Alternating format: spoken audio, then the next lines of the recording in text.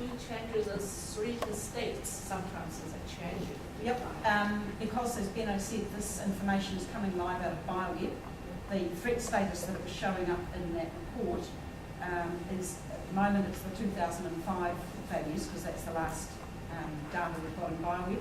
And when we switch over and load the new stuff, it'll pull up, we'll say, you know, now this is the new default, so it'll pull up the new value. Well, no, how does the monitoring inventory system, how does that work with format if you're looking at other groups and outside groups doing monitoring? We know about format, but we don't have any relationship. No. Okay, so they're two completely like, Two separate. yeah, because they're both, yeah, okay. Is there, yeah, I mean, could a link be set up so that people at least know that the other site exists? Or The Farming Account website refers to format, I think, or it used to.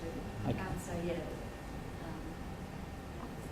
format stuff's pretty standard, so yeah, standard system. Like I think we are pretty well using similar methods. yeah, yeah. I was thinking that, you know, if DoC is looking at incorporating data that's gathered from Elsewhere. from local groups or the Gorge group, then if they're already entering onto format, if there was some way of incorporating. It's format.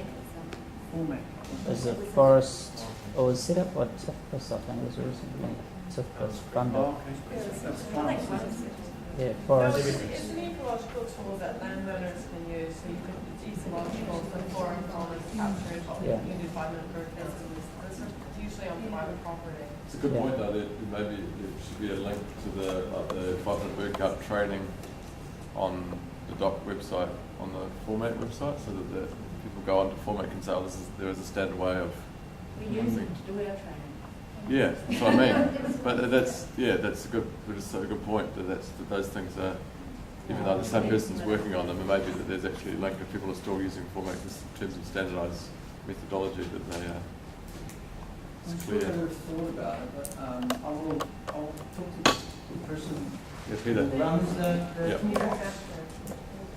But he set that up as like a business, that's his business, it's his livelihood. Yeah. So it's almost, you're taking his livelihood away. So, and also, one thing that I'm listening to, not everyone wants DoC to be the keeper of their information. Just to clarify that Lynnette, actually they use the same person to train, to the 500 bird gut training for DoC. Yeah. So it's not one person, it's the same system, but there's two different websites that. Yeah. I'm just trying to say there should be clarification that there is a link. There's a toolkit with format. Yeah. I don't know about the vegetation stuff, that's probably a big Yeah, no, there's vegetation and Yeah. I mean there's photo points. It's quite a comprehensive toolbox. They use the same thing with the birds, rodents. Yeah. That's cool. Just picking up from your last point, that not everybody wants their data to be held by DoC, and very valid point. And I don't think that is our that's our mandate either. I think that what our mandate is that we developing best practice and standards so that we can share and help other biodiversity projects, you know, to follow the same sort of processes. And at the same time, is just to allow data sharing to occur, as part of that process. I think that's the direction where we're heading, because that's in our mandate.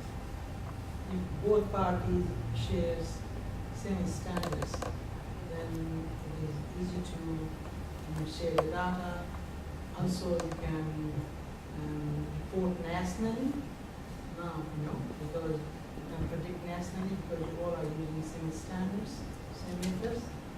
If you're using different methods and producing report, then the conflict in the methods, because the result comes different ways using different methods. So if you have a standard methods, then you can predict nationally, which also also a part of obligation for international, part of the WWF for any international our agencies. I think we're developing standard methods like the toolbox and so on for our own use so that we're standardising our own things. But I think if people find them useful outside DoC, then that's great. And we need to make them accessible to people.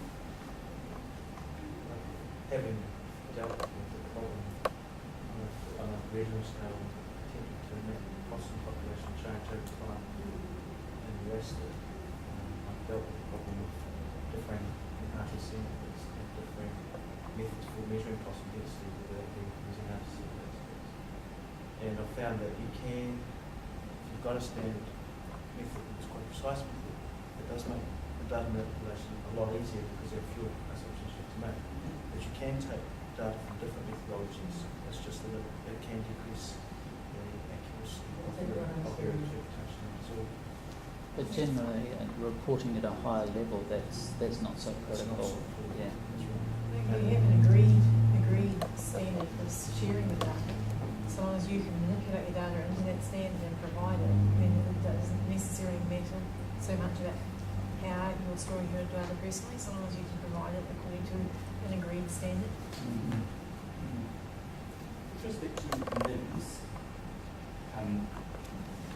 we've heard that there's this great thing coming, and everybody wonders what it is and how it's going to change their lives. But it seems to me what you presented today is that NIMS itself will deal with a variety of different data sets, many of which are already in existence. And so, in fact, we're looking at a bunch of databases that will become components of NIMS. So, NIMS, what happens with that doesn't really actually matter terribly much. We're just going to see these individual databases evolve gradually and become more integrated. Is that about right? There are other parts of NIMS that are looking at, for example, at the moment they're trying to introduce a national grid to do standard monitoring over the whole of New Zealand I didn't cover that because I didn't have time, on the carbon monitoring grid. So that's one thing that's being introduced, and that's going to have standardised methods to try and cover broad brush the whole of New Zealand. So there are initiatives that are, we're all concerned with existing data, so that's why you're getting a emphasis on existing systems, but I think there is future stuff too as well. And there's a few drivers that have, forced us in thinking more, doing conservation work more efficiently, and financially is a big one. We've got a third of the country in our state, as it were. We've got so much resources.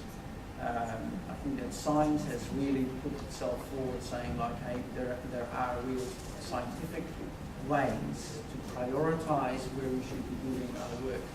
And from that objective, we're starting to move towards, if we want to report locally as well as nationally, we've got to change and become more effective and efficient in our data management side of things, and where we monitor and what we monitor.